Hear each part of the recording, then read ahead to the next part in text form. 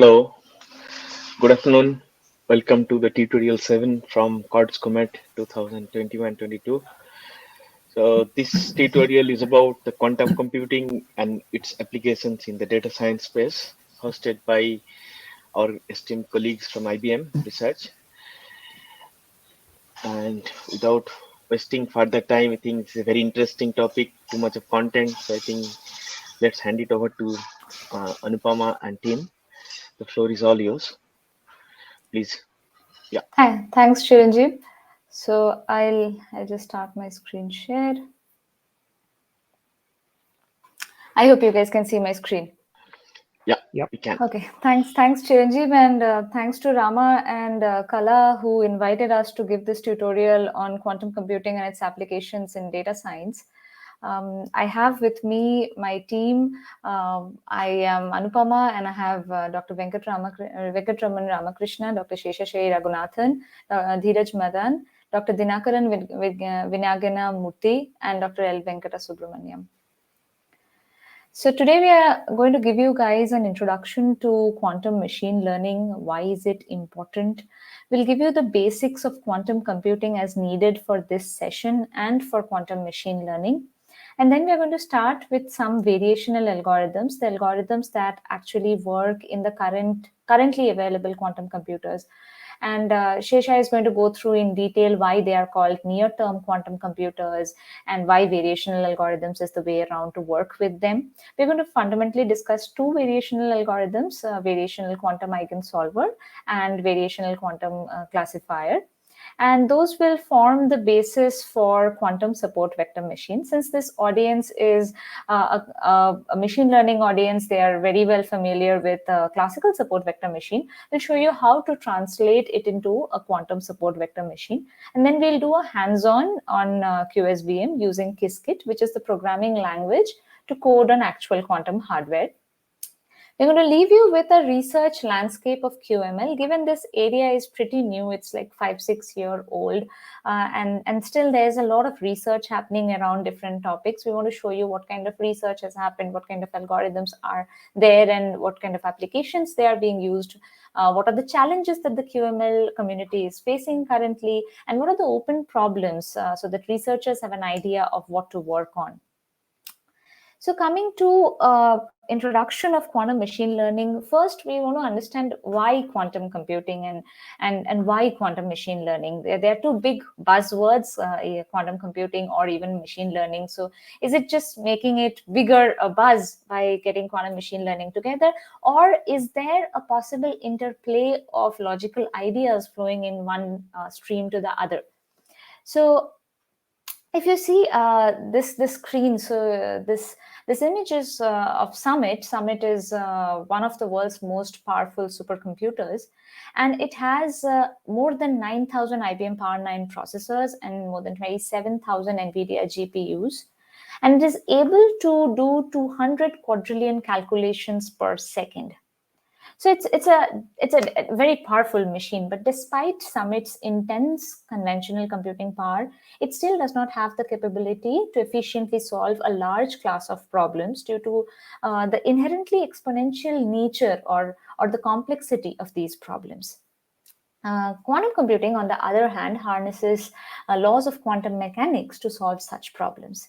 So our question is, are there still intractable problems even after having so high compute power that we have today?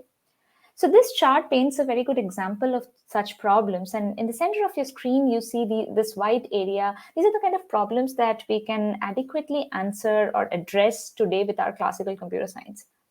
This light blue area is the sort of problems where we are not being able to adequately address them using classical computers. And these are the problems for this community. They can relate to such problems wherein you have either a large amount of data need, or very long periods of training time, and sometimes a combination of both, for example, in deep learning, right? And there are several other problems which are in the sky blue area.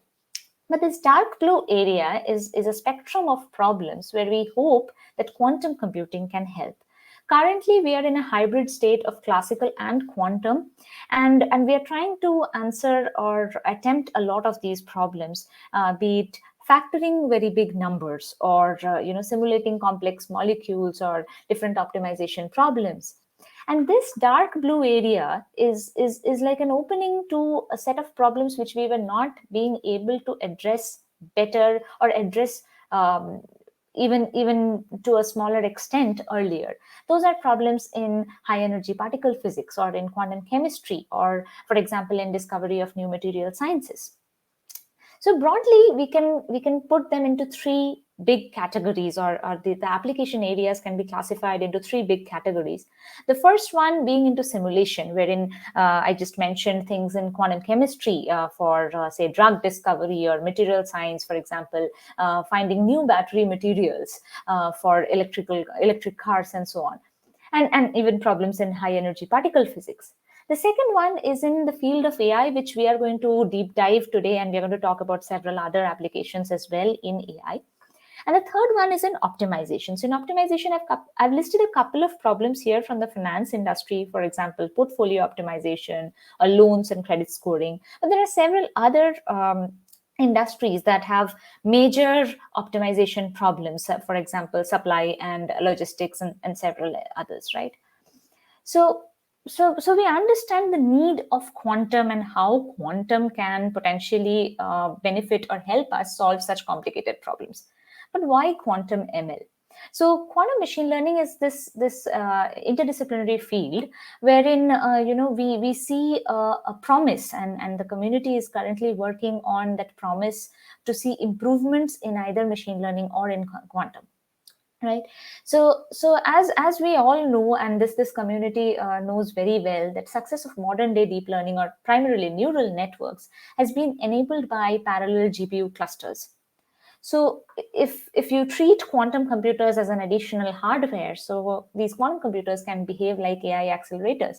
Quantum machine learning extends this pool of hardware for machine learning by an entirely different type of computing device, the quantum computers. The second point is linear algebra is at the core of both machine learning, wherein we use stochastic gradient descent, we have matrix multiplication, we have different training of neural networks, or even in SVM, or singular value decomposition. So we have a lot of algebra that we use in machine learning, and same goes for quantum. And then there are quantum algorithms for linear algebra, which theoretically can show some potential quantum advantage. The third point is about noise. So the current quantum hardware that we have is both limited in the number of computational units, or which are called qubits. And these qubits are also error prone. So that's the kind of error that we refer to as noisy quantum hardware. And this is a bottleneck for several other application areas, but for machine learning, it's not. In machine learning, the data we use in machine learning, it's already noisy. There are a lot of machine learning algorithms where we start with noise, right? For example, GANs and several others, or we have noise and we say that the model is going to learn, the noise function, or the model is going to be able to learn the training function in spite of all the noise present in the data. So noisy hardware is not an issue for machine learning. And then there are several other goals of machine learning, and in which case either or in different applications, quantum computing can help. The last and the most important point is the capability of differential programming, so which is the basis for deep learning. And again, quantum circuits are differentiable. So we can actually create a quantum circuit, we can train a quantum circuit, and then we can use this trained quantum circuit as a classifier as a model for doing our classification or other tasks. So there are a lot of challenges and open problems in this. And for example, barren plateaus is a challenge for both classical and quantum world, right? Wherein barren plateaus are large regions of cost function parameter space, but the variance of the gradient is almost zero. So put in another word, you at this point, if the circuit gets initialized and then the circuit is untrainable, right? It doesn't know which gradient or which direction to move. But there are more bigger research questions that researchers are facing, wherein how to benchmark the QML algorithm that I create given the limited number of simulations, or given the limited hardware that I have in disposal. And there are several other challenges that we'll fall back and discuss in detail in our last segment, where we discuss open research problems. So given the type of data and the type of algorithm, if you see the classical data and classical algorithms, so there is a lot of neural networks and other works that wherein we use quantum fundamentals to work on in this field. When we use quantum data and we are using these classical algorithm, we are basically using our classical data science to analyze quantum data. Then there is this quantum data and quantum algorithm, which is primarily these super cool experiments around quantum cryptography or sensing or quantum communication. They are the most biggest ones in this sector. But for this talk, we are going to restrict ourselves to classical data and quantum algorithms. So I'll invite my colleague, Dr. Ramakrishna, to talk about the quantum computing basics here. Thanks, Anupama. Let me share my screen. Okay. I think you'll have to give up sharing your screen. I don't see it all. Okay.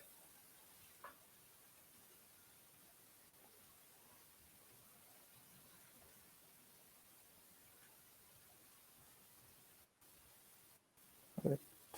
Can you see my screen? Okay. Great. Yes. Yeah. Let me go into presentation mode. Okay. You can see it in presentation mode, right? Okay, I'm going to take that as a yes. Hi, everyone.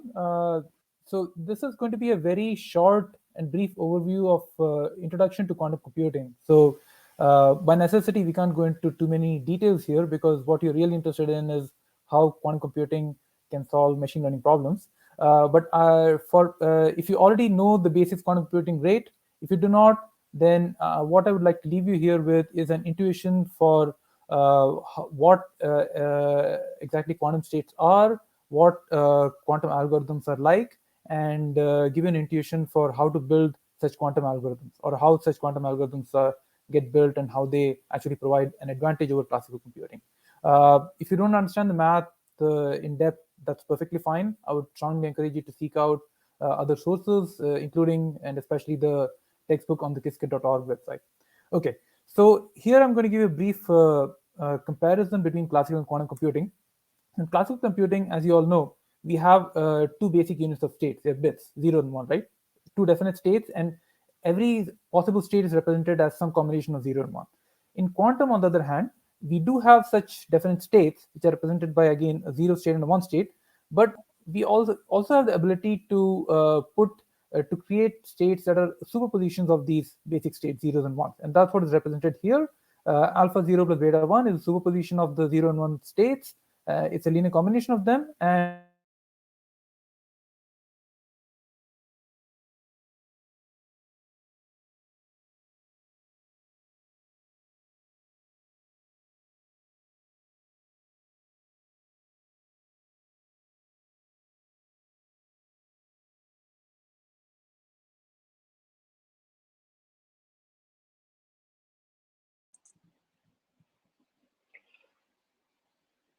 Looks like we lost Rama, so maybe we'll give him a few seconds to join us back.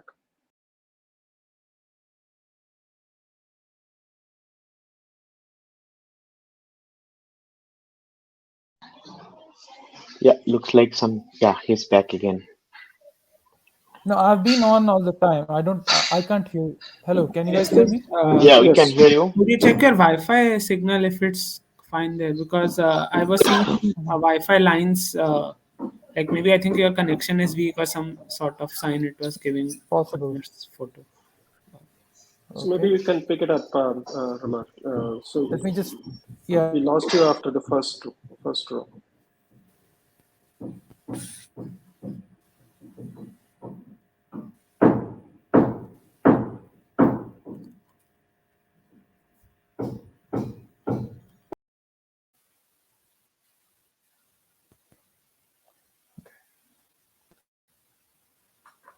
Maybe Rama, just turn off your video and reshare screen.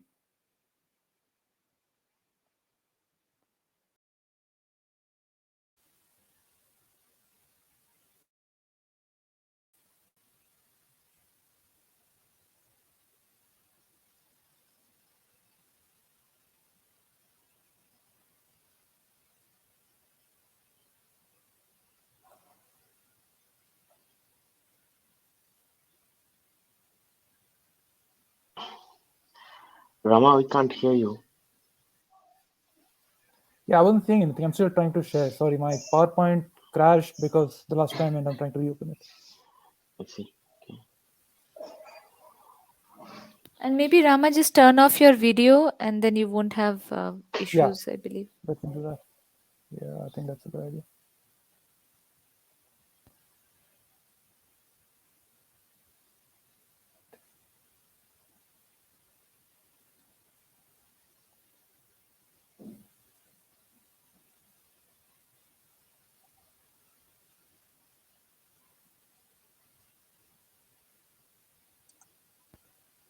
Okay, So Raman, can you all see my screen? yeah, okay. Yeah, I'll be quick. Sorry about that. So as I was saying, qubits, or the basic units of quantum computing states, are actually lie on a continuum. They're not just a set of two, that is 0 and 1. In classical computing, states are deterministic. In quantum computing, a qubit, which happens to be in superposition, actually is probabilistic. What superposition means is there's a particular probability of the state measuring to either 0 or 1. That's what I mean by it. So you can never actually measure a state in its superposition state. In the classical computing, we can the number of the state space that we can work on happens to be linear in the size of the input, or the number of bits that we provide as input. In quantum computing, on the other hand, we can actually scale the state space to be exponential in the size of the input, and that's one of the things that gives quantum computing that power. As you all know, classical computing, the mode of computation is Boolean algebra. In quantum computing, it's actually linear algebra. So any transformation that we do are all effectively matrix multiplications. Classical computing, you have logic gates. Quantum computing, you have quantum gates, which I'll come to in a minute. The operations that each of these gates do in classical computing is logical resolution, and in quantum computing, it's their matrix multiplications. And finally, the operations in when you do any quantum computation, any computation in classical circuit or using classical gates, the operations are irreversible. Once you get the output, you cannot actually recover the input from them. But in quantum computing, any transformation through any gate is supposed to be reversible. If you have the output, knowing the function that produces the output, you can actually recover back the input. So moving on to single qubits, this is as you can see, it's a superposition state here, as I called it earlier. Alpha 0 plus beta 1, it's a linear combination. Can also be represented as a single column matrix, or a vector in linear algebraic parlance. Alpha and beta here happen to be complex numbers. The symbol that we use here for a qubit is called a ket in what is called Dirac notation. And as you will see if you get into the subject, Dirac notation is a very useful and shorthand way of representing states in quantum computing and then computing on them. 0 and 1 happen to be standard basis states, and any qubit is supposed to be a linear combination of standard basis states. Okay, if you can relate this to classical vector algebra or linear algebraic terms, you can imagine 0 and 1 being like the I and j unit vectors, or like your standard basis vectors 1, 0 and 0, 1. Alpha and beta, the coefficients are called the probability amplitudes for either of the basis states for the 0 and the 1 states, or the 0 and the 1 gets. What is this element alpha 0 plus beta 1? It's actually, if you can visualize it, it's an element in a complex two-dimensional Hilbert space. That is just like you can visualize a vector on a plane, just that the coefficients are going to be complex instead of real. And as I mentioned earlier, this is each state you can think of as a superposition of both your basis states, 0 and 1. It's a combination of them. Some more notation before I move on. The bra is an analog of a ket, where it's actually the conjugate transpose of ket. Now, conjugate for a complex number is simply if you keep the real part the same and flip the sign on the imaginary part. And the conjugate transpose of a matrix is represented by a dagger, and it's actually taking the transpose of the matrix, and then for each element in the matrix, you compute the conjugate. That's effectively what we're doing here. So for column matrix alpha beta, which is what our qubit or ket vector is, the corresponding bra is going to be take the transpose. So you get alpha, beta, and then take the complex conjugate of them. And what do we use bra for? These are actually used as operators. So you can perform a bra operation on a ket, and that's represented by the symbol. And what you get is you're actually computing the inner product, and which is a scalar number. The ket bra, on the other hand, is you're using the ket as an operator on a bra, and you end up getting a matrix, and that is used as a linear transformation operator. So we don't have time to go into the details of math here, but these are the basic operations that you'll be using in quantum computing. Now, any single qubit is by itself not measurable absolutely in any quantum computing system, or in any system where you're dealing quanta. What actually happens is, when you measure a qubit, it will always collapse to either the 0 or the 1 basis state. So how do you measure the probability? It turns out that measuring the probability of the 0 or the 1 qubit state is definite, and that depends on these probability amplitudes, alpha and beta. Probability of q being 0 can be computed as this. It's you apply the 0 bra to the ket q, and then take the modulus of the complex number and square it. So it ends up being mod alpha square, probability of q being 1, mod beta square. So you can see the probabilities depend on the coefficients associated with the basis states. And for the kind of qubits you're going to be talking about, which are normalized qubits, the sum of these probabilities has to be 1. So you have mod alpha square plus mod beta square equals 1. That's an invariant property you'll see in all these qubits. Now, qubits can be represented using something called a block sphere, which is a useful way of representing it. So you can, any qubit can be represented on the surface of that sphere, okay, which by using the x, y, and z coordinates. And in this case, the basis state 0 and 1 happen to be at the extremities of the z-axis. And this is the general equation to represent a qubit, which with the angle between the qubit's projection to the x-axis, that is the amount of rotation around the z-axis, that is called the relative phase, and that's represented by this quantity phi. That's useful. That's going to be useful in quantum computation. Okay, I'm going to skip this slide in the interest of time. Moving to single qubit gates. So, what is a single qubit gate? Now that you know what a qubit is, it's an element in a 2D complex 2D Hilbert space. Okay, what does single qubit? What does a qubit gate do? It performs an elementary computation. It changes the qubit state. So, in this case, qubit q changes to qubit q dash, or ket q changes to ket q dash via gate A. What is A here? A is actually a matrix of which 2 by 2 matrix, of which each element is complex number, and what is happening here is simply a matrix multiplication. So q multiplied by this matrix A produces q dash, and that's what we see here. In effect, that's a linear transformation. So an example of a single qubit gate is the simplest example is a poly X gate, which is an analog of a NOT gate in classical computing. And the X gate can be represented by this matrix, and we also call it sigma X. And what happens is, if we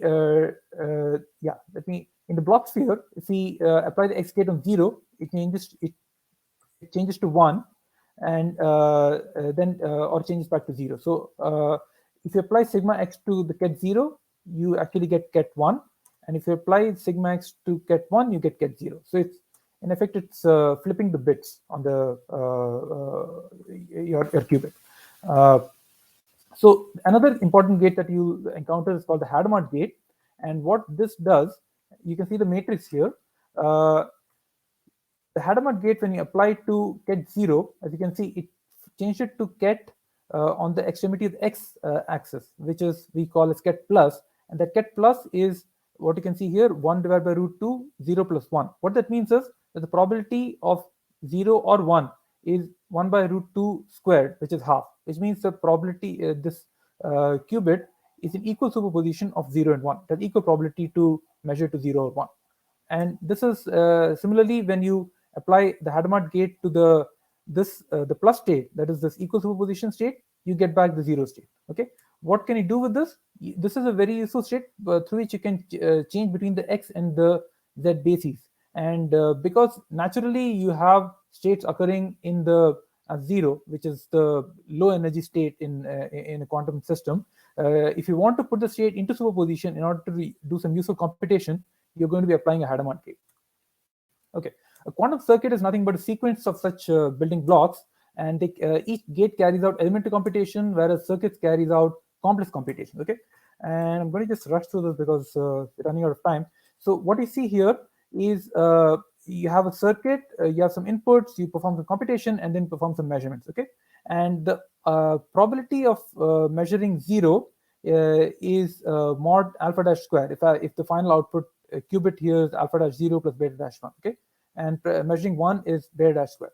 So that's what you do is you take some input qubits, you apply a sequence of gates, and then you measure it. Okay, and you end up running a lot of different measurements in order to get a probability distribution.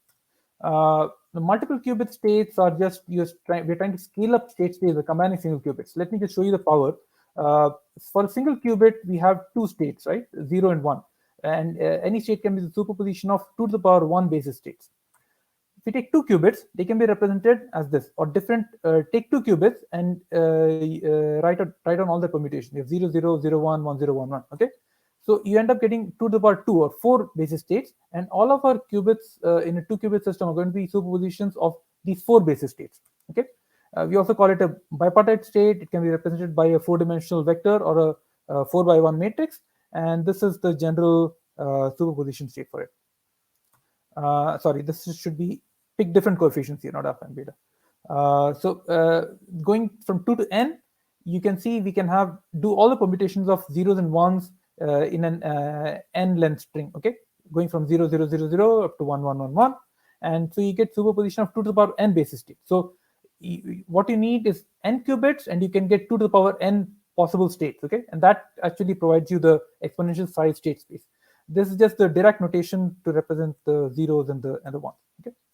Now, multiple qubit gates are like single qubit gates. They transform a multipartite quantum state using a matrix.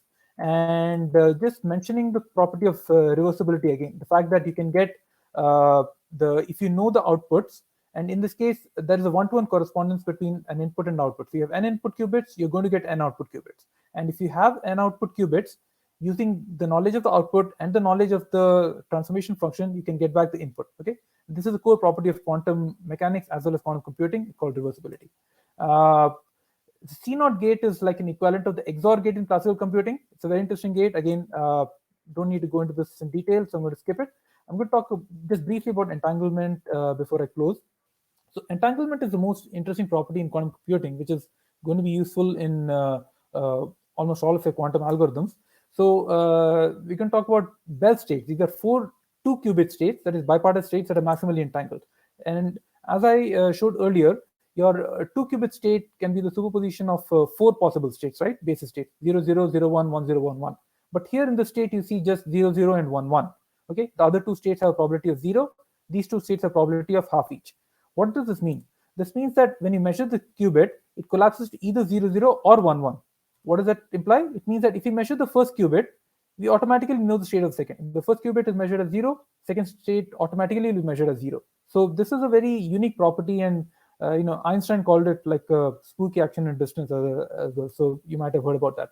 There are 4 other possible Bell states for three other possible Bell states for that are maximally entangled, as you can see here. And these states what they can do is they can produce a high amount of correlation between the 2 qubits, regardless of the physical distance. That is, if you separate the qubits by a large physical distance, they will still measure in a way that's correlated. These are useful in quantum circuits to retain correlation among qubits, and they also enable a phenomenon called quantum teleportation, which is a very interesting thing you should look up. There's a circuit that can actually produce these Bell states from inputs. What you end up doing is just applying a Hadamard on one input and then applying a C0 gate on both inputs, and you get the Bell state. Okay. Finally, just want to close with talking about what is the unique selling proposition of quantum computing. 3 things: superposition, entanglement, interference. Superposition, we already talked about, ability to generate combinations of states and can scale up to exponential state space. Entanglement is the property whereby we can force retention of information across 2 different qubits, or correlate information across 2 different qubits. Okay. Interference is a property that arises from the fact that quanta exhibit wave-particle duality, which you probably know about.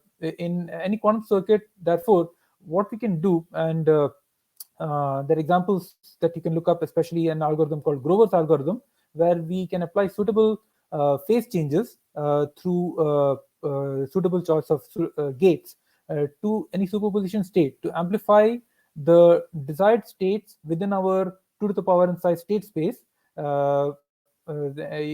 do that using the properties of constructive and destructive interference. So the idea is you have a size of 2 to the power n state space, and some subset of the state space is our right answer, right? For any algorithm, whether it be classical or quantum, that's really the case.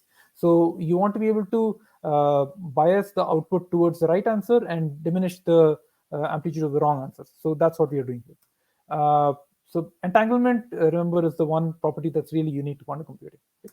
And finally, the intuition behind quantum algorithm construction is take a bunch of inputs, determine the state space size, like how many inputs you need, apply Hadamard gates to all of them. And what that results in is, if you apply Hadamard gates to each of the input, let's say these are all zeros, you apply Hadamard gates, you'll end up getting from n inputs in definite states, you end up getting an equal superposition of all 2 to the power n states. So that gives you 2 to the power n size state that you can compute at any given instant on, which is a very powerful thing to do. Then you can apply a suitable combination of transformation gates to, you can do some gate changes, you can entangle qubits, and then you can also use interference effects to bias the correct answers, diminishing correct ones. Finally, you measure all of your qubits, and then you measure these outputs using a large number of different trials, and so you get a particular probability of each of the states falling in either each of these qubits being either 0 or 1, and that will tell you, that will give you the an idea of what the actual qubit state is. Okay, and thank you, and I'm going to hand it off to Shesha to talk about quantum algorithms. Thanks, Rama. Let me stop sharing. You got the screen. Yep.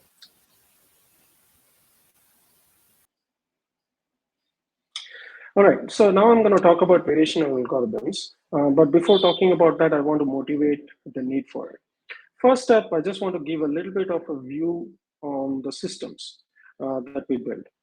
So if you look at the systems in the history for the last 40 years since quantum has been around, 2016 was an important milestone in this. This is when IBM put out its quantum computing machines on cloud for programming.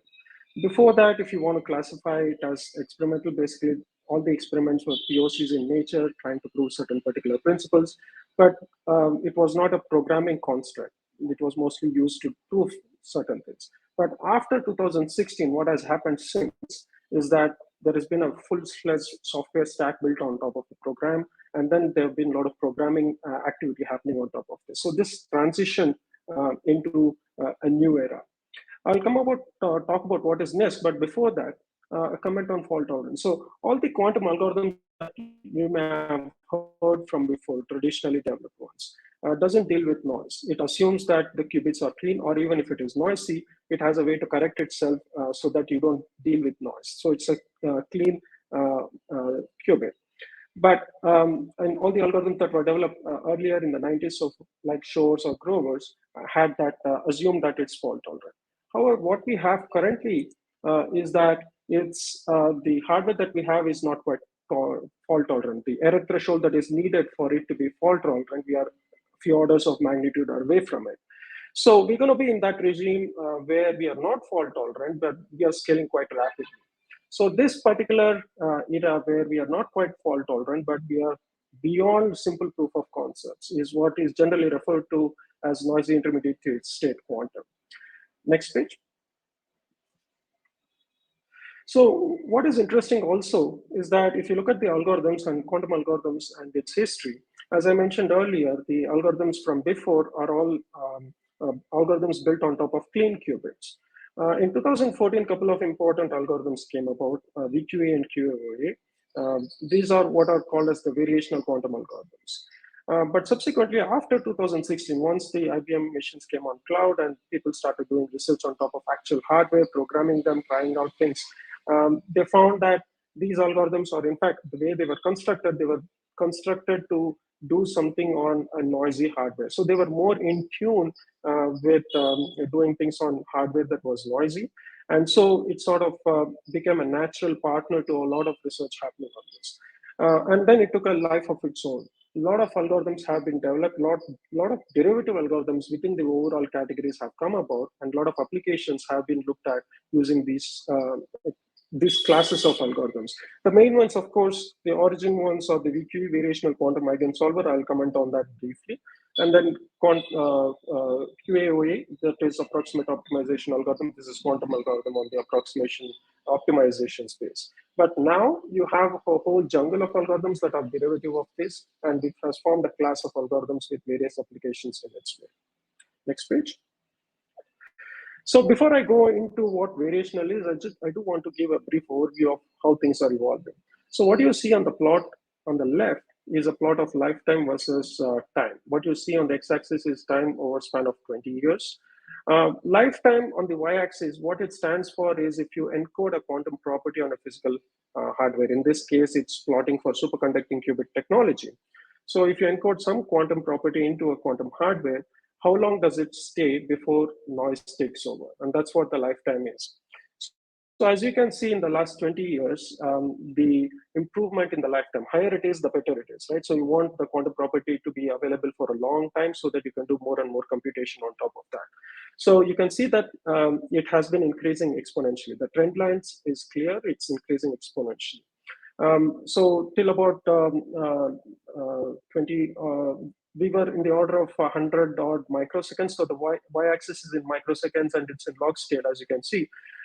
But recently, about a few months back, IBM made a breakthrough where we could now move into the millisecond region. That's an important movement, which means that now this trend line is increasing even faster. So what this means is that the qubits are now more stable and they are increasingly becoming more clean, and they are doing so in an exponential rate. Next page. So what that means is that while the qubits lifetime is increasing, there are also other sources of noise in the system. So if you want to perform some transformation, like the qubit gates that Rama talked about a little earlier, they are not accurate. There is noise in each of those operations. So here, what I've shown or captured a screen grab of a few of the hardware that IBM has. You can go look it up in the link below. So if you go look at it, there are a lot of metrics here, but I want to highlight a few of them. So on the blue boxes, if you see, are important characterization data on those particular hardware. So what it's saying is that the first one, for example, it says the average C0 error. C0 happens to be a 2-qubit gate, is in the order of, say, 10 power minus 2-ish.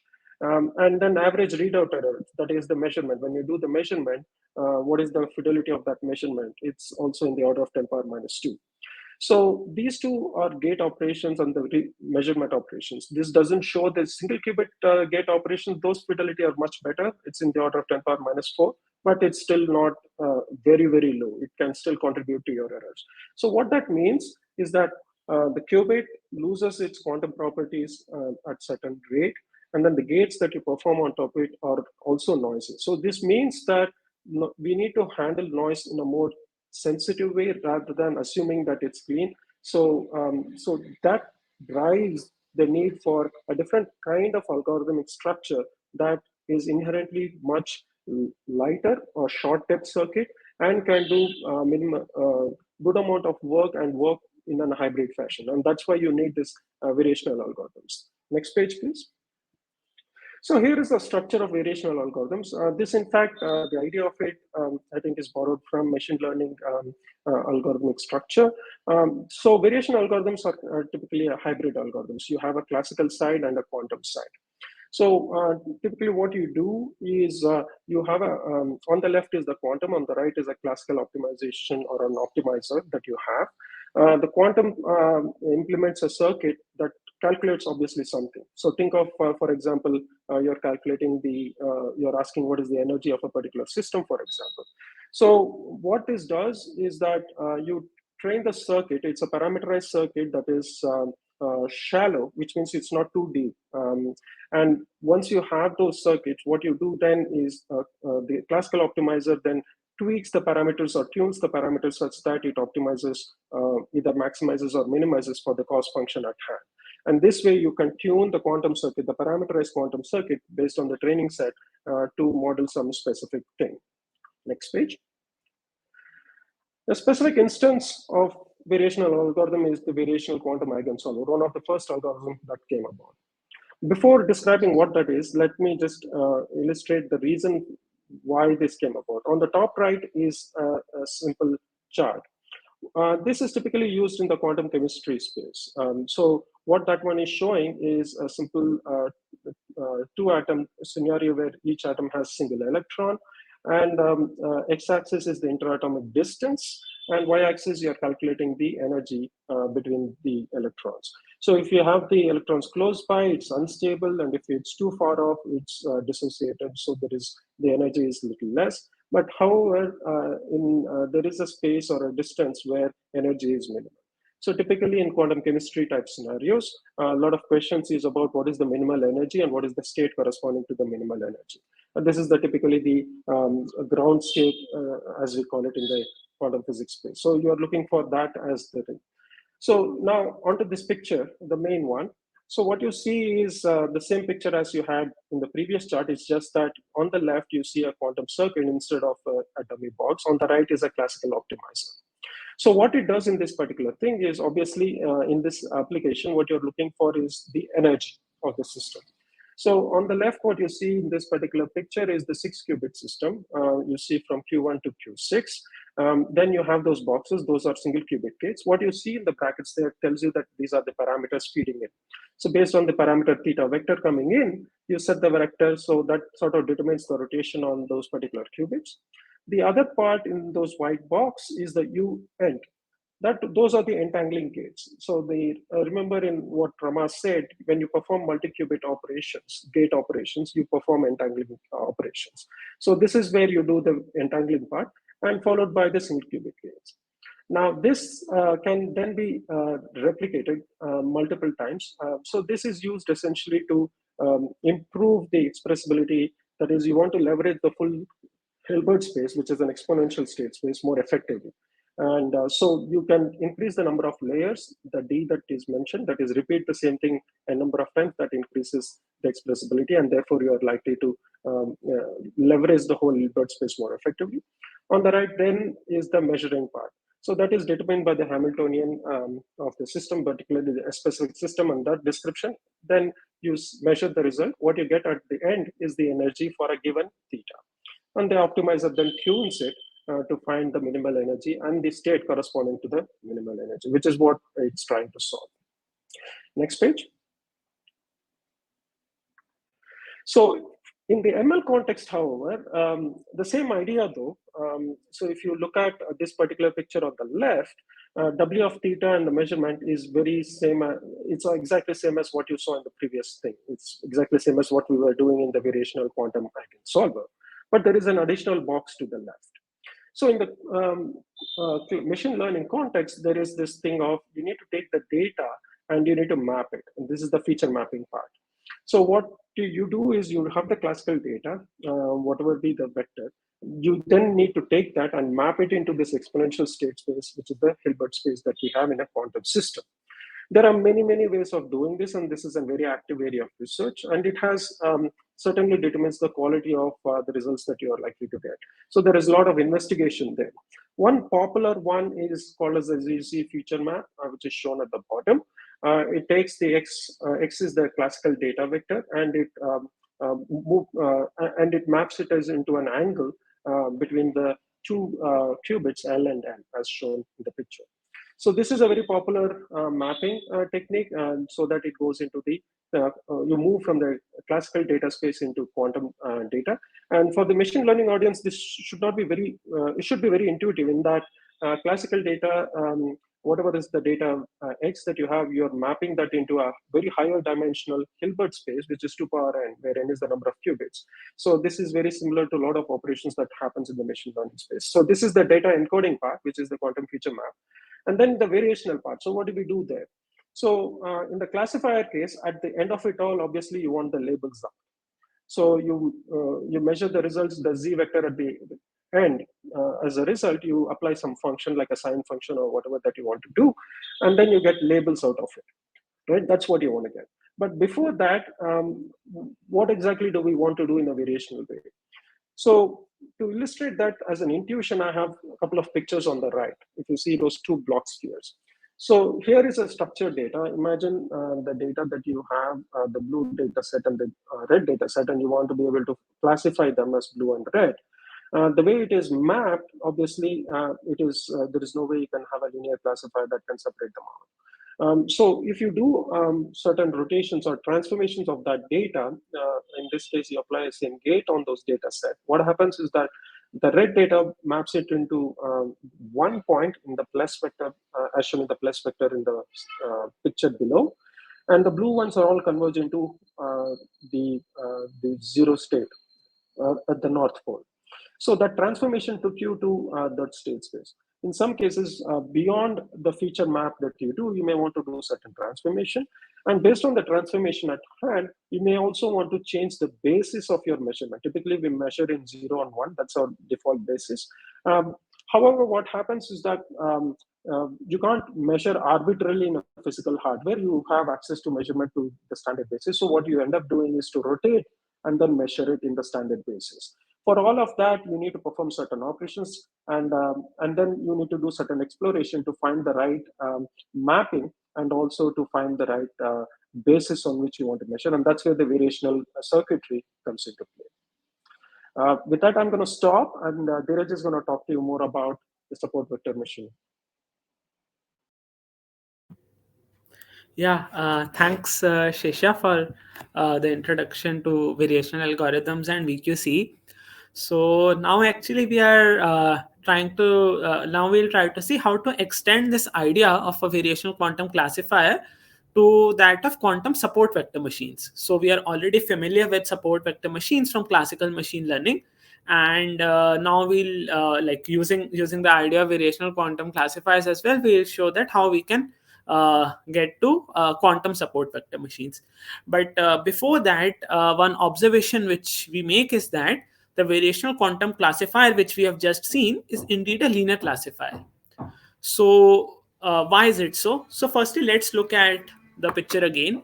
So we start with a vector of all zeros. So we start with this vector of ket zeros, and then we have a unitary which is a function of x. So we have some unitary which is dependent on the input. After that, we apply the parameterized unitary v parameterized by theta, and in the end we make a measurement, right? And let's say that I classify my example as a positive example. Say it's a binary classification problem, and say I want to classify an example as a positive example if it measures to all zeros, right? So what is the probability at which I measure all zeros? So first we compute that. And this probability, this is something I'm going to threshold upon. If this is higher than some t, if this threshold probability is some greater than some threshold t, I'm going to say it's a positive example. Otherwise, I say it's a negative example. So here what happens is that I start with the state of ket zeros. I apply ux, then v theta, and to compute the probability of this vector measuring to zeros, I take a bra 0 and I square mod to get this probability of classification output being all zeros. And here we need to do some sort of algebraic manipulation, and what we achieve in the end is that it turns out to be a linear function of a representation of x in a high dimensional space. So what that representation of x turns out to be is this rho x. So if you see the first chain of equations, if you see the last equality, it says it's trace of rho x dagger v theta ket 0 bra 0 v theta. So here rho x is essentially ket phi x bra phi x, and where ket phi x is defined to be ux acting on ket 0. So basically the part at the end of the first unitary, the part at the end of the first unitary ux, that is being defined as ket phi x, and ket phi x bra phi x is my high dimensional representation. So this is something called as a density matrix space. We won't go into details of that, But we now can see that there is some high dimensional space on which my variational quantum classifier is a purely a linear classification, right? Because now trace is a linear function of rho x, and I'm not thresholding on this linear function. So it turns out that whatever we are doing with the variational quantum classifier, in some high dimensional representation, it acts as if it's a linear classification algorithm. And this actually indeed paves way for kernels, right? So in classical machine learning, we are familiar with the idea of kernels, and we know that like an algorithm can be so the first requirement for an algorithm to behave like a kernel algorithm is that in some high dimensional space it acts like a linear threshold sort of algorithm. So that is met. But the second requirement which we also need is that can we efficiently compute inner products in this high dimensional feature space. So we look at that now. So if you see our higher dimensional representation was rho x, right? It's actually a matrix. It's ket phi x bra phi x. So if ket phi x is an n dimensional vector, then ket phi x bra phi x is going to be an n cross n square matrix. And how do we take inner product between square matrices? Well, you can flatten out the two matrices, and then you can take a term by term dot product and sum it up. So that's what we can do. But another nice way to express that same idea is through trace. So if you have two square matrices A and B, then trace of A dagger B will give me the dot product as if I would have flattened out A and B and then computed the term by term inner product. So we can actually now consider the kernel element kxy, which is the inner product between rho x and rho y, and we compute trace of rho x dagger rho y and the quantity which we get. So so if you see it can be obtained by starting with the state of all ket zeros, applying the unitary uy, and then we apply ux dagger, and then finally I make a measurement. The probability of getting all zeros is the value of the kernel between kxy. So so you can see in the equation as well as in the figure that it's a very suppose if I can implement ux efficiently, I have a very efficient algorithm to compute the kernel between the data points x and y. And this essentially paves way for now kernel ml algorithms. We are going to specifically focus on kernel support vector machines.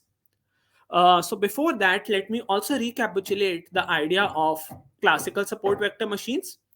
So classically, or in general, like support vector machines try to find a maximum margin classifier which separates my positive examples and negative examples. So we are right now, we take the simple scenario where it's just a binary classification problem. So if you see the figure on the left, there are some blue points and some green points, and blue points are the ones which I want to classify as positive examples. Green points are the ones which I want to classify as negative example. I want to find a line in this plane, or I want to find a hyperplane in some high dimensional space wherein I'm able to separate these two sets of points. And my requirement is that the distance between the hyperplane and the closest point on either side should be as large as possible. So this is called as the maximum margin classifier. And this indeed is a convex optimization problem. Okay, so what you can actually say is that well, you can model this model this plane as a linear constraint, wherein the RHS is going to be either +1 or -1, depending on whether the examples are positive or negative. And if you fix this requirement, we see that the distance from the margin to the closest point, this turns out to be 1 over norm w. Suppose if my w is my weight vector, and maximizing this distance 1 over norm w is equivalent to minimizing squared norm w square, and subject to the constraints that all the points fall on the respective sides of the two hyperplanes w transpose x minus b equals +1 or -1. And once we have this, then it gives us a very nice and well-behaved convex optimization problem. And some of you are already familiar with the idea of Lagrange duality. So we can take its corresponding Lagrange dual. And since it's a convex optimization problem, it turns out that the duality holds in a strong manner and the primal values and the dual values are equal. So if you look at the optimization problem to the right, this is essentially the dual problem.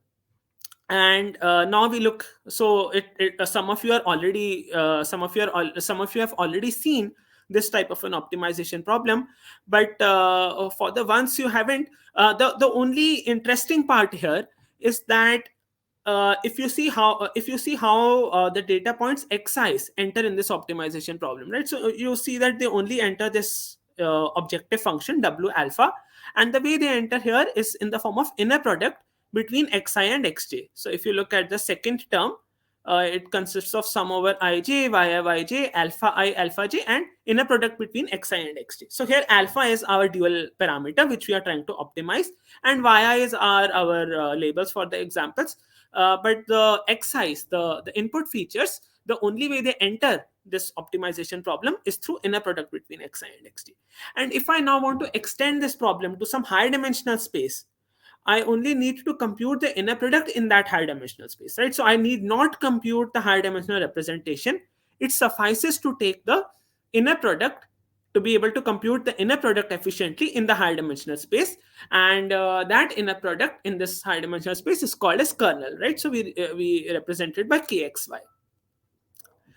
So moving on, so to summarize, what we have over here is that we can first define the unitary for feature mapping ux. We run the circuits uy and ux dagger. This allows us to compute kxy for every pair of training inputs. Once we have this, we can optimize the dual classically, as we have already seen. Now, is this even relevant? Well, yes, it is, right? So we have already seen that there are lots of good classical kernels like Gaussian RBFs which do perform well, but is this new kernel any useful? Yes, it is. And indeed, there have been some recent works which have shown the advantage of these quantum kernels over classical kernels in some datasets with very special structures. So one of the special structures was what you saw in the figure which Shesha had shown, wherein after applying a quantum feature map, you were able to separate the points linearly. And especially if you are familiar with the concept of abstract algebra, it has been shown that there are some data sets which have a sort of a group structure. So a group is some like a binary operation which is associative, has an inverse and identity. So if there are some specific data sets with a group structure in which it has been shown theoretically that there is an improvement. And also there are some D-log kernel, for example, which is based on discrete logarithm, wherein we have also been able to show theoretically that we can perform this task with no classical analog, right? So if you do it classically, you will need a very large number of training examples and running time. So all this was theory right now, and now we move on to a hands-on session using Kisket, which Anupama will take us through. Okay, thanks. Thanks, Dheeraj. So I'll share my slide again. So Kisket stands for Quantum Information Science Kit. Kisket is an open source software development toolkit with which we can work on actual quantum computers at the level of pulses, or do circuits like Rama showed, play around with gates, or even at a layer of abstraction at an application layer, right? So, but before moving into that, so I'll give you a primer. So quantum computers that are programmed using quantum circuits are called gate-based quantum computers. Now, such systems can be constructed out of any quantum technology, right? That allows for defining qubit elements, can implement single and multiple qubit gate operations with some high fidelity. Now, at present, there are several architectures. Some are based on superconducting circuits like IBM does. Others work on trapped ions or semiconducting quantum dots or photons and neutral atoms. And some of them are being actively worked on, and some are available onto users over the internet. Now, Kisket is agnostic to this underlying hardware architecture that makes it, very unique a programming platform, and it's built on top of Python. So there's no new learning curve. You don't have to learn a new language. So Kisket can compile a quantum circuit to match this entangling gate topology of whatever is the quantum device, and it can map the circuit instructions to the native gate set of that particular quantum hardware. Now, the other thing is that Kisket is capable of taking into consideration a wide range of calibration metrics in its compilation strategy. So it can select what is the optimal set of qubits to run this particular circuit on, so that I have less noise and several other compilation tricks. Now, the fourth thing is, given that you have been hearing about this noisy intermediate scale quantum and all these hardware noise, Kisket, it is very important to be able to mitigate or have these algorithms that can mitigate this noise present in the hardware. So Kisket holds a collection of noise mitigation techniques or applications which we can use while we are working with actual quantum computers. Now, these are the four elements of Kisket, and today I'll be demoing you and I'll be using a couple of them. So we'll be using the Kisket application module, previously called Aqua, and we'll also be using some simulators from Kisket Simulator, previously called Air. So these are some of the self-learning resources. I'll show you how to get access to them, where are they positioned, and other things. But I've also placed on a QR code, so you can just scan with your mobile phones this QR code, and that will take you to this landing web page called quantum-computing.ibm.com. And once you land there, it will ask you to log in. So you can use your Gmail, LinkedIn, Twitter, Facebook, whatever logins you want to do, or you can create an IBM ID and log in with that. Since I am logged in with my IBM ID, it shows me a screen like "Welcome Anupama," the screenshot that you see here. And if you see here, we have an opportunity to go to launch Composer, or we can also launch Lab. So this is the screen that you'll land on. And for this tutorial, we are going to focus on launching Labs. So Quantum Composer is a graphical user interface wherein you can drag and drop quantum gates and build circuits and see different visualizations, run it on simulators or on actual hardware, and do a lot more. And in Quantum Lab, we are going to launch Quantum Lab, and then we are going to go to Kisket. So once you are in the landing page of Quantum Lab, you see a page like this. On the left, you have a couple of menus. You have all your file in your file browser. You have all the codes that you have been running. So you can just go to your lab files. You'll actually, whenever you land in this lab page, you'll have lab files. You can see the Kisket Textbook, Kisket tutorials, which we'll be following today. And you can also see all the other jobs. So you can click on any lab job and see how it went through. You can see, apart from a lot of other things, you can actually see the lab documentations as well. So this is the lab tutorials and documentations I mentioned to you in the self-learning resources. So here is the Kisket textbook. This is a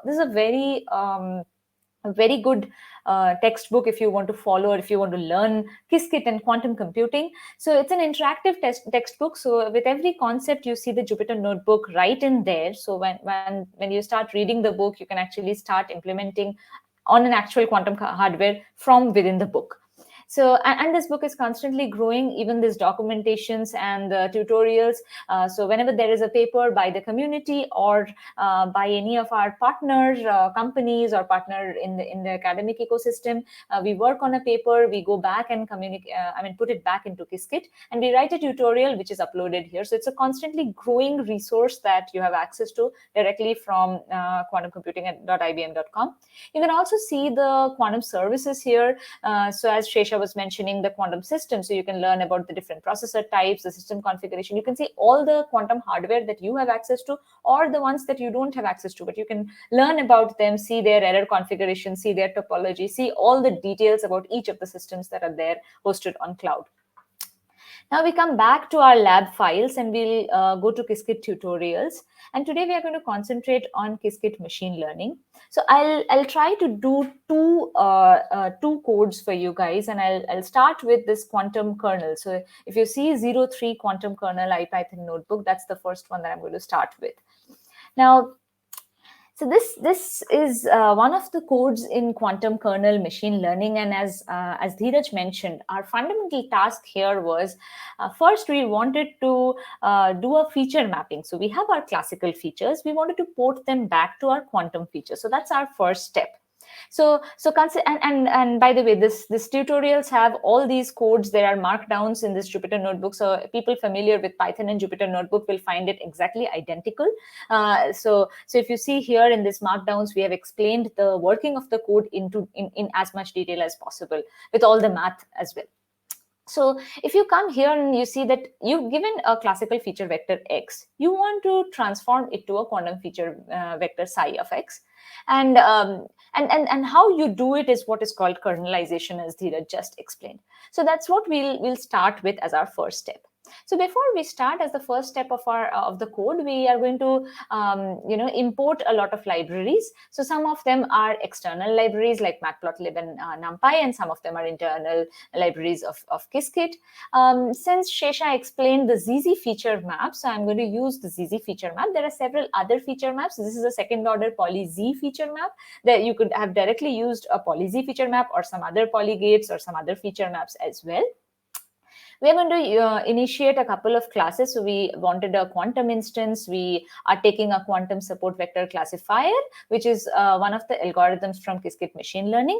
And we are also taking an ad hoc data. So this is an ad hoc data just to show for this particular demo. We have several other data sets that this codes is running, and you can find all of them in the tutorial section as well. There are a lot of real world data sets as well.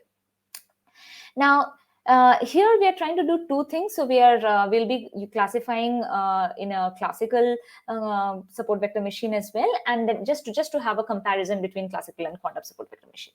But the first step is to read this ad hoc data. So this ad hoc data is a two-dimensional data, and you can set up how many training data points you want, how many test data points you want, the way you want to plot the data, and so on. So here I wanted to plot the data in terms of so I have A and B, but I want to show A train, A test, B train, B test in a scatter plot. So this is how the scatter plot looks like. And if you see, this is your A train samples and this is your A test samples, versus this is your B test sample and this is your B train sample. So if the reason why I wanted to have this kind of a plot is just to show you that how difficult it is to segment this data at this point of time. So we need to move it to a higher dimensional space where it could be easier to distinguish between our A and B classes. So that's where we start building or start setting up our quantum kernel. So here we are trying to use our ZZ feature map. So this is the line that I'm trying to do now. So I'm using this ZZ feature map, and I'm passing it a feature dimension. So here the dimension of my data was 2. So I'm passing this ad hoc dimension or 2. And then ZZ feature map expects how many times do you want this feature set or the set of gates to be repeated. So I'm saying the number of repetitions, keep it at 2. Okay, you can keep it as many numbers as you want. Now, one thing to remember is because these qubits are noisy, right? So these qubits have a coherence time or a time frame till which this qubit is usable, or this qubit has these quantum properties beyond which it becomes like a classical qubit. So you don't want to have too many repetitions and too long a circuit. It should be a shorter circuit, and that's the fundamental principle there. And the second one is in terms of entanglement. So here I have put in a linear entanglement. We'll also try out with circular entanglement or full entanglement, and I'll show you how it works. But first, maybe we can just proceed with the working of this algorithm. So what we are doing here is we are instantiating a ZZ feature map. We are passing this feature dimensions and the other parameters, and then we are asking for a quantum instance. So AIR hosts all the simulators, as I mentioned to you, and what we are asking from AIR is a QASM simulator. QASM stands for Quantum Assembly Level Language. So we are asking it to give me a QASM simulator, and I'm going to run my circuit for 1024 number of times. So what does shorts mean? If you remember, Rama mentioned in his first slide that quantum measurements are probabilistic, right? So you don't want to run it once, right? You want to run your experiment multiple times to be sure of the results that you are seeing. So I'm trying to run this experiment for 1024 times, and I'm passing some seed value to the simulator and the transpiler. Now I can initialize my quantum kernel, and I'm passing this feature map, the ZZ feature map, and the quantum instance on where to run my quantum circuit. Now, you can actually run, I can actually show you how this feature map looks like. So given these qubit 0 and qubit 1, so in quantum, we have these lines from each qubit running from left to right. It is actually the flow of time from left to right.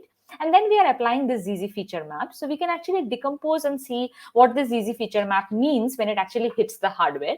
So when it actually hits the hardware, it looks like this. So if you see from here to here is one ZZ feature map. And then we had, remember, we had 2 reps of this, this circuit, right? So we have repeated this entire thing twice.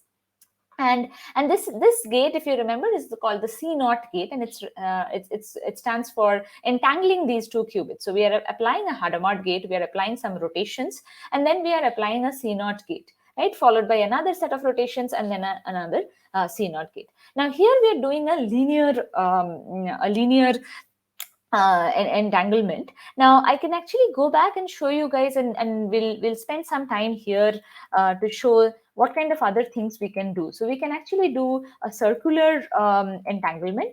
Now, because this data set was a 2-dimensional data, and in 2-dimensional, you can actually not visualize the circular or a full entanglement. I'll tell you, I'll explain the difference between linear and circular entanglement also with this diagram. So let's again try to decompose our circuit. And if you see here, you see that so what we changed here, we have now 3 qubits. And what we changed here was the type of entanglement. So when we say linear entanglement, we are basically trying to entangle one qubit with the other qubit, one qubit at a time. So we are entangling 0 with 1, and then 1 with 2, and then 2 with 1. Right, so that's because that's how you see this this one. So 2 gets entangled with 1 again. So this is the reason why we call it a circular entanglement. Now, if I go back and change this, and I'll also tell you why I'm changing this and what is the effect of changing entanglement, or is it of any use at all. So now let's first see how how does this full entanglement looks like. So when I say full entanglement, you see I'm connecting qubit 0 to qubit 1, but I'm also connecting qubit 0 to qubit 2. So so now my qubits are fully entangled, right? So that's the concept. Now, in terms of the algorithm, how does it help? Of course, full entanglement is better. The entanglement gives it the power to expand to bigger state space size, right? So your state space increases because of entanglement, which is not there in classical computing, right? But the reason why we are sticking around with linear here is just for the interest of time. So the time computation required by when we do linear to circular, it increases. And again, when we go from circular to full, it increases further. So that's why we are preferring here to stick to a linear entanglement. And again, for given the data set dimension was 2, so I am bringing back these 2 code pairs here. So now let's go ahead and run the remaining part of the circuit. So what do we do here? So we are just calling our classical SBC. This is from scikit-learn, and I'm passing this ad hoc kernel and asking it to fit for my training features and my test features, and I'm asking it to score it. So it says that it has a score of 100%. So the accuracy is 1. And then I'm also wanting to check how does the kernel look like. So these are code snippets, and I don't want to you guys to look at the syntax of the code. I mean, that's something that you can anyways see. There are 2 things that I want you guys to notice. First is we do not need to always code at the gate level. So you can definitely create gates. You can create these on your own. But as any other high-level programming language, Kisket hosts several libraries, and primarily in Aqua, wherein all these algorithms have been implemented and they are all available. So you can just start building on top of these ready available algorithms, right? So then you can see that this is how your pre-computed kernel classification or your kernel looks like. This is the training data, and this is the test data. Right now, we want to do the same with our quantum SBC, so our quantum support vector machine. And what we do here is, instead of the quantum kernel, we are passing the ad hoc kernel, and then the same things we do. So we run QSBC fit with our training data and our test data, and then we score it on our test data. right? So then you see for this particular ad hoc data, the classification accuracy for both the classical support vector machine and the quantum support vector machine is 1, right, is 100%. So that's great. Now this tutorial also goes down to other algorithms. So it is doing a spectral clustering. Now I want to point out here two things. So one way is you want to create this kernel in your quantum space, and then you want to do something back classically. So that's what this clustering algorithm is doing. So it's just taking the data. This plot looks slightly different to the previous plot, and the reason I'll just point you guys the reason for that. Now, before in the previous plot, I had A train, B train, A test, B test. Now, because I'm doing clustering, and clustering, you guys know it's an unsupervised problem. So I don't know. So I'm just rapidly giving it 2 classes, and I'm just splitting it into 2 classes and asking to form clusters on its own, and then passing this data. So I can create the ad hoc feature maps again here. Again, I'm using ZZ feature map because we have discussed ZZ feature maps today. And then you can actually run, once you have this feature map, once you have this quantum feature map, you do not need to write a spectral clustering on your quantum computers. You can probably use your scikit-learn spectral clustering and just pass it the ad hoc matrix when you try to do a training of spectral clustering. So there are different ways of doing it, and in this case, in this clustering example, I'm just showing you one method wherein the kernel was built in the quantum system, but then we applied a classical algorithm with a quantum kernel. Right. So that kind of hybrid programming is what we are doing. Now, another program that I wanted to spend a few minutes on is now in this particular code, I just directly called QSVC, and you saw that, okay, I'm calling QSVC, QSVC.fate, QSVC.score. So you do not know how to create this QSVC. So if you go to algorithm, the code number 8 in Kisket machine learning tutorials, you can see a detailed tutorial around how to train these kernels for different machine learning algorithms. I'll not spend a lot of time here, but I wanted to give you guys the crux of this training algorithm. So this actually depends on a technique called quantum kernel alignment. So this is the name of the technique, and this quantum kernel alignment technique is a technique that iteratively adapts these parameterized circuits, the parameterized quantum kernels, to any data set. And the aim of this technique is to maximize this margin, which is the same aim that we do in classical SVMs. So the steps are pretty much the same. Here also we are preparing the data set. You have already seen how to do that. And then we are defining these quantum maps, feature maps. We're setting up a quantum kernel, and then we are training this quantum kernel. Now, once you have this trained quantum kernel, you can use it in or pass it to any machine learning model, right? So the same steps you do in here. The only difference, I'll just point you guys the difference in here. So this is the data set, and now you are actually defining the quantum feature map. So first I create a quantum circuit here, which is I'm asking it to give me a 2-qubit quantum circuit. And then I say, I can actually write it 2, 2. That means just 2 qubits and 2 classical registers where I will measure their outputs, right? So you can write in that ways. Here I don't need the classical register, so I've just asked it for 2 qubits. And then I say that, okay, apply some rotation gates on it, and then apply a ZZ feature map. So this is how I'm setting up this quantum kernel. Okay. And then if you want to set up the quantum kernel trainer, I'm just using SVC loss here and an optimizer, which we call the SPSA optimizer.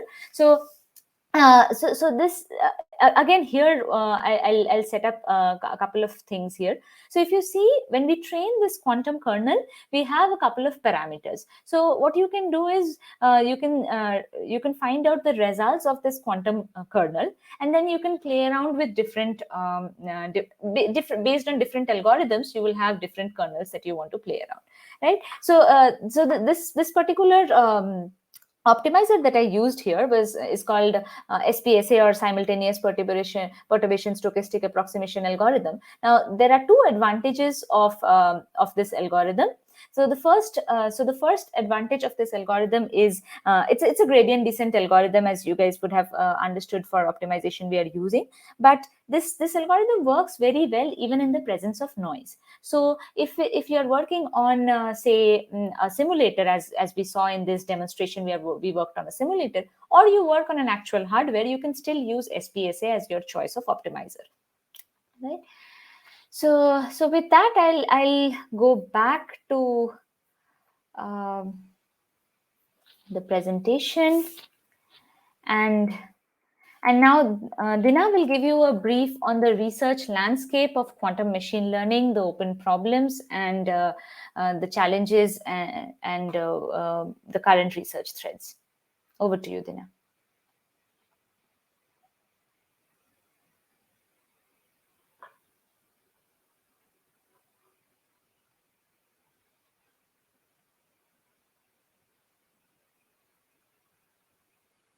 Dina, can you hear me?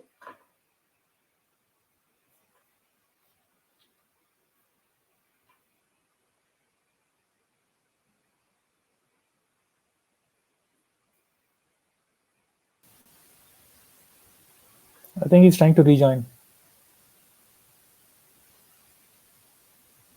Okay.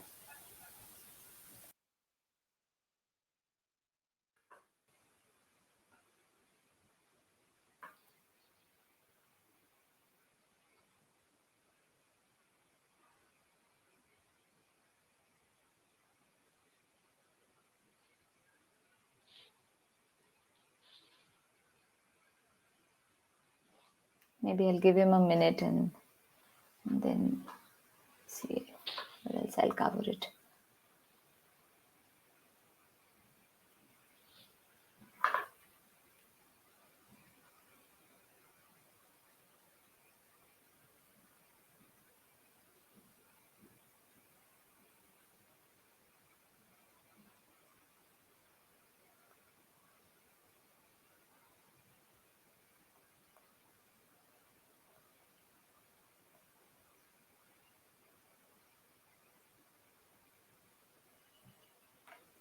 Okay, he's having some audio issue. He's refreshing the page. So maybe in the interest of time, I'll continue over his slides. So as we, there are multiple ways that you can pan this research landscape, right? So in one way, you can say what are the long-term or if fault-tolerant computers were there, what would be the type of algorithms, and what would be the type of algorithms that actually work in this near-term NISQ generation, right? So in this near-term NISQ generations, these are the variational algorithms, as Shesha started mentioning. There are different variational quantum algorithms such as VQV, QAOA, and we have seen quantum neural networks, quantum Boltzmann machine, quantum GANs, and several others, right? Versus, and there are two splits of this. So one paradigm is where we are trying to learn better quantum models, and the other paradigm is where we are trying to have a faster learning of classical models. So then, if you remember in the challenges slides, I mentioned that there is an issue of loading quantum features, right? And of course, and sometimes we want to load the classical output back. So if the output is encoded in our quantum algorithm, they are in some quantum states. So getting this classical results out of this quantum states, that's another challenge. So there has been a lot of work in a translation of generative adversarial network, and this algorithm QGANs, they are actually used to learn the underlying distribution of input data faster. And QGANs are being widely used to to load quantum data, or to load classical data into to load quantum data into classical models, right? Then we go to the long term.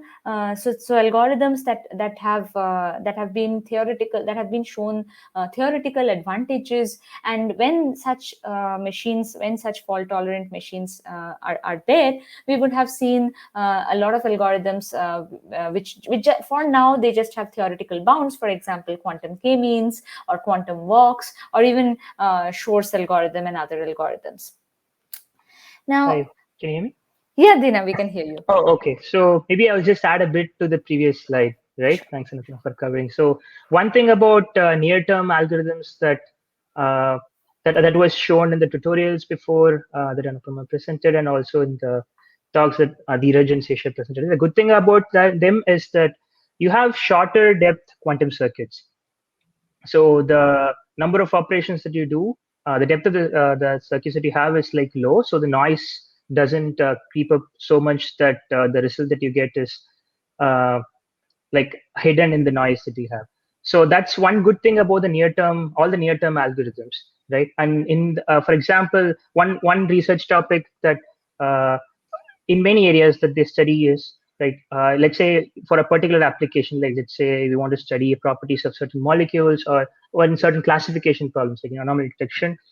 For each of those, we try to come up with a variation algorithm, like the circuit that you want on the feature map, which feature map to choose, which classical optimization problem to use. So there are like different variants of it, and there is research done on for each application what is the best possible like classical quantum routine to that, right? And also in all these for all these, there are like some special error mitigation techniques that can be that are studied with respect to the application. For example, one of the financial optimization problems, they have some special error mitigation routines that work better for that. So those are the kind of the research, in addition to what Anupama said, that's been done on the NISQ era.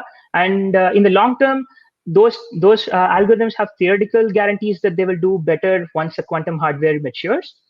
But in summary, yeah, as of now, we're not seeing empirical results that are better than that. But yeah, in future, we are hoping to see advantages of this.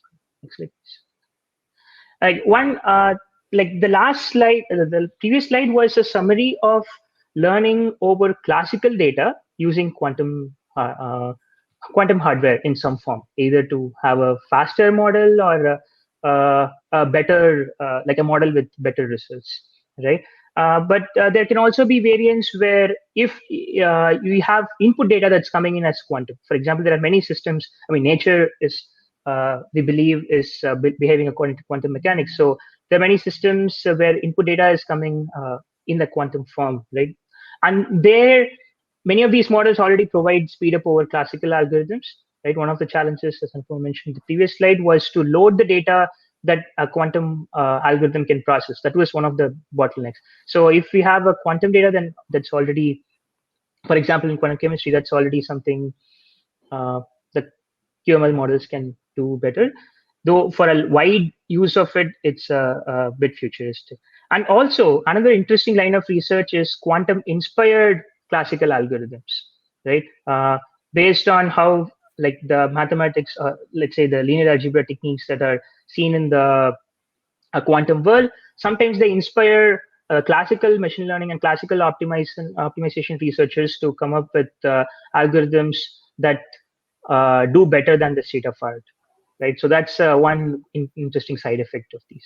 So and finally, this slide is addendum to the slide on open challenges and the directions that we saw at the beginning of the talk, right? So here, the good, like the one interesting thing to do is to find problems which have provable speed up over classical computers, right? The provable speed up can either be theoretically shown by theoretical bounds or experimentally showing it.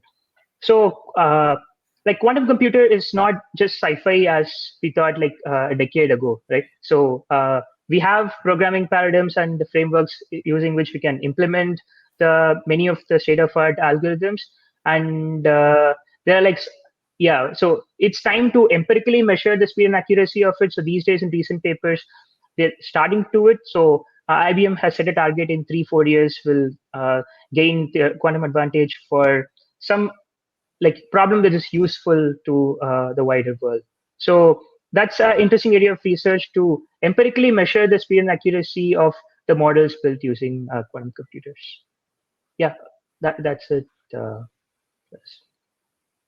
Any questions?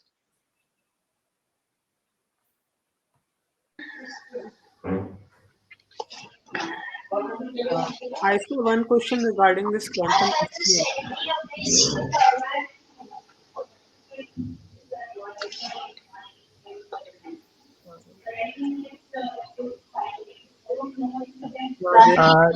Dirac seem to have answered it. I have to write. No, don't write so much in the subject. Subject should be crispy. I have written you.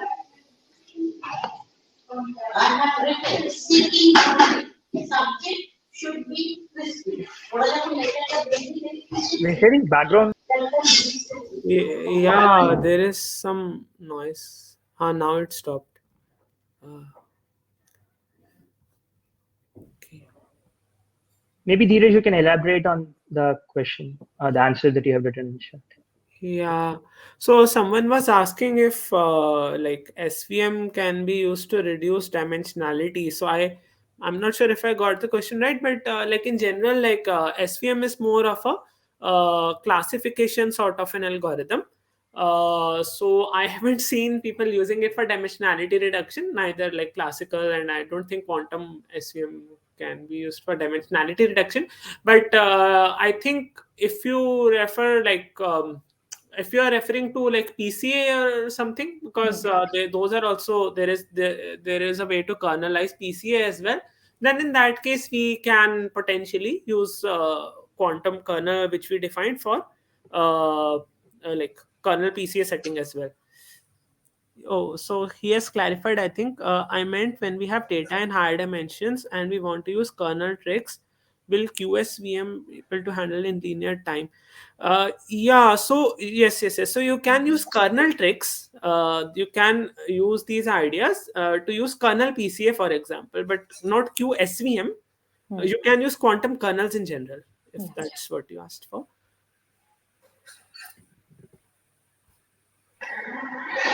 So I do have one question. So in classical any computing space, you have variations of programming models and languages and stuff like that, right?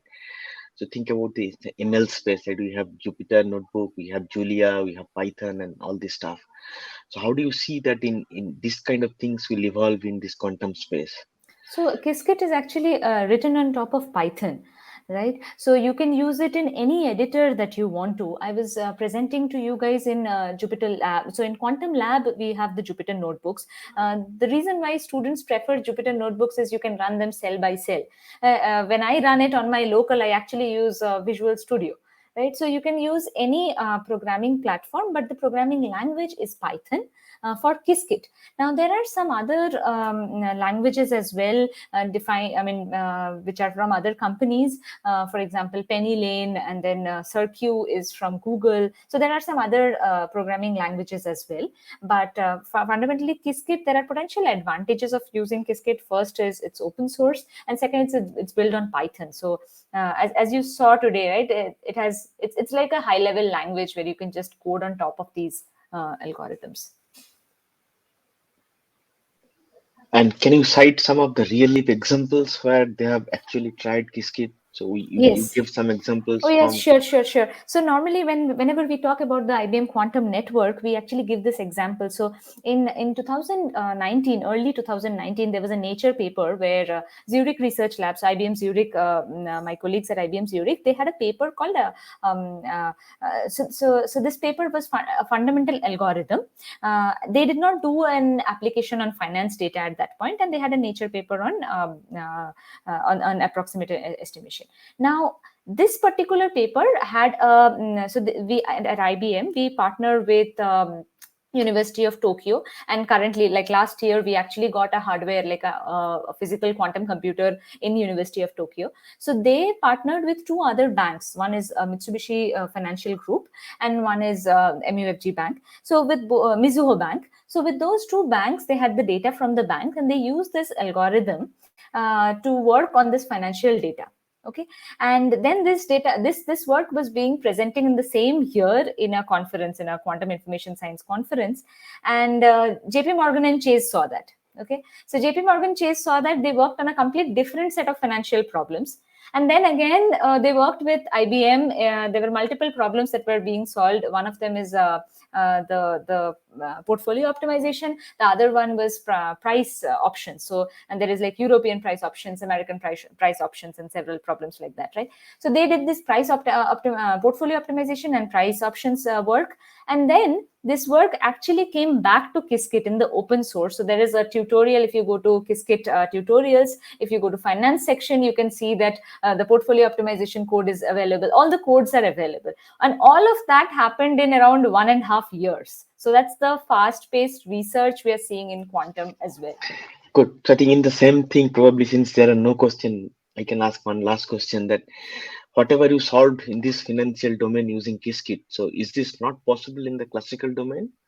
Why people choose to go for quantum? Yes, It's of for course. So, speed. mhm. uh, so there are multiple reasons, and probably for different areas, the reasons are different. Yes, of course, one reason is speed. One reason. So finance, they want this real time forecasts, right? And they have a lot of parameters. So of course, finance industry was the first one to bring on. But I'll give you another example from a different industry. So ExxonMobil, and they work on this spectrum of logistics and maritime routing. Okay, so there are these ships that carry gas, and they move from one port to other port, and there are like there are like 500 plus ships. Assume 500 plus ships, each ship making 1,000 routes between different continents. Now, optimizing this problem is so hard, and I'll give you an example. So classically, if you just try to take in a dozen of ships and do this optimization problem, it takes around a few months. Okay, so the number of parameters is that large. Now, if you introduce more variables, you introduce weather, you introduce demand from demand inflections, or political situations in continents. Now, as soon as you start putting in these parameters, the optimization space just it's exponential. And those are the kind of problems where you'll see advantage of using quantum. I mean, not there are a lot of problems, and if there are problems where classical computers can do well, we don't want to use quantum. And if you look at the current problems, most of the problems we're either doing some computation, some part of computation in our quantum space, and the other part is still classical. So there's a hybrid mode of action currently that is happening. Right, great. So maybe one last question because we are running out of time. So in the Q&A, there is a question that will quantum computing be able to improve the performance of deep reinforcement learning algorithms? So any one of you want to take it? Yeah, I can take that. Please. So if you see like the variational techniques which we have just seen, so those are in general applicable to any other parameterized sort of network. So even with the deep RL, you can like whenever you have some network parameters, you can in potential use quantum gates, and you can use a quantum state space as well. But people, I think for deep RL, I'll have to specifically see if people have tried using these ideas and in what form. I'm not sure, but it can be potentially applied. So there is nothing which will stop us. Of course, like with the current limited number of qubits and the noise as we have seen, we might have to show how to work in the NISQ sort of settings, but potentially it is applicable. The variational techniques which we saw is like a big hammer, so you can uh, use like try to tweak other algorithms with the variational setting. Thank you. Good. I think Shesh, you were trying to say something when Shesha, you we are can't audible. hear you.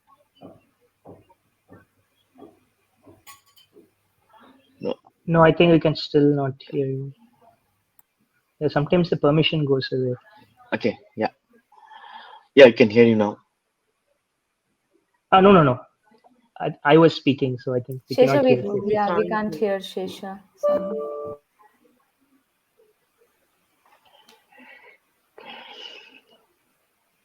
Try to give audio permissions again. That's what I did.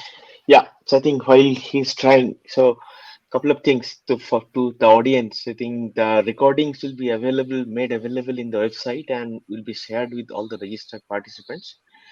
You will have all the details. Probably the slide pack will also be shared via the conference website. Please have a look at that. And I think it's a very vibrant community. There's upcoming technologies. Shesh, you want to say something? We can't hear you. No, we can't hear you, Shesha. Maybe in the interest of time, so let's go towards the closer. We are a little bit over the time. So there is a photo op first, and then there is a video that will be played from the sponsors. So if I may request, if you can just close the screen share, we all come to the screen, take a photo for the organizers. Dheeraj, if you can just switch on your camera. Yeah, just a second. Yeah, actually, my laptop It's okay. battery had gotten over, so I'll just.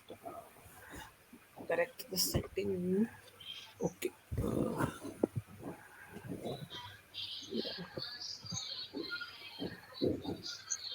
Good. Yeah, actually, it's Okay. bit It's okay. coming a bit wavy. I'll just switch off the virtual thing. I'll make it direct camera. Okay. Where do I see the settings? uh,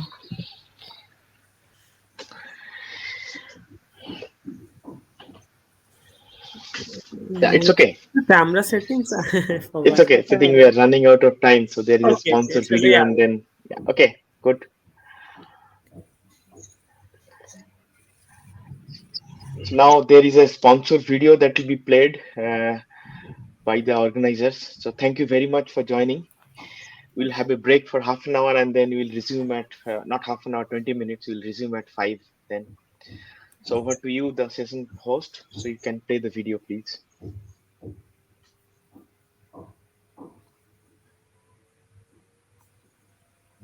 Hello everyone.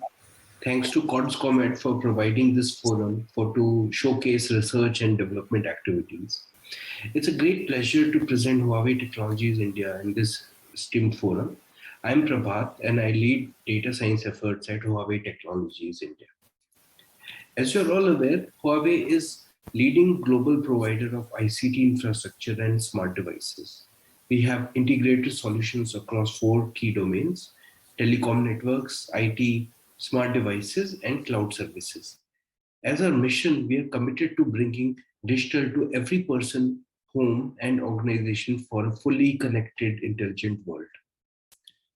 Now, with over $137 billion revenue in 2020 and being in top 3 smartphone makers in the world, Huawei has been increasingly focusing on consumer side of things as compared to enterprise and career business. By consumer business, I mean smartphones, PC, tablets, wearables, etc.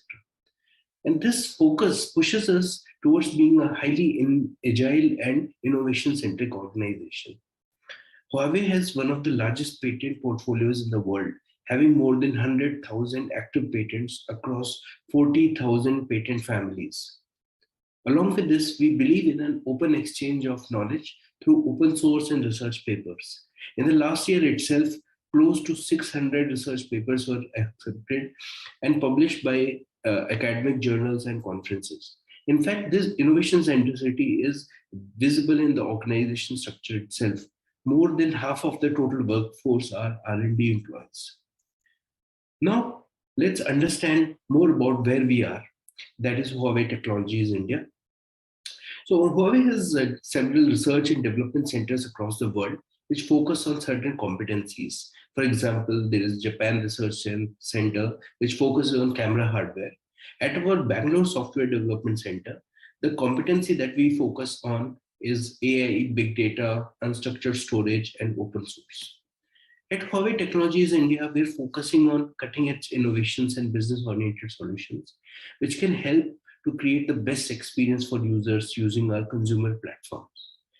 So to give an example, every time anywhere in the world, somewhere when somebody buys an Huawei consumer product, it comes bundled with different apps like video, music, search, browser, etc. So we at Bangalore office, we work on innovative tech, which is powering things like content recommendations, ad recommendations, powering search results, and much more. We are also delving in other domains as well. In fact, our storage innovations team at Bangalore has created significant innovations in the flagship NAS network attached storage product called Ocean Store. So to give some examples of challenges that we are trying to answer, which is highlighted by these terms at the bottom of the slide.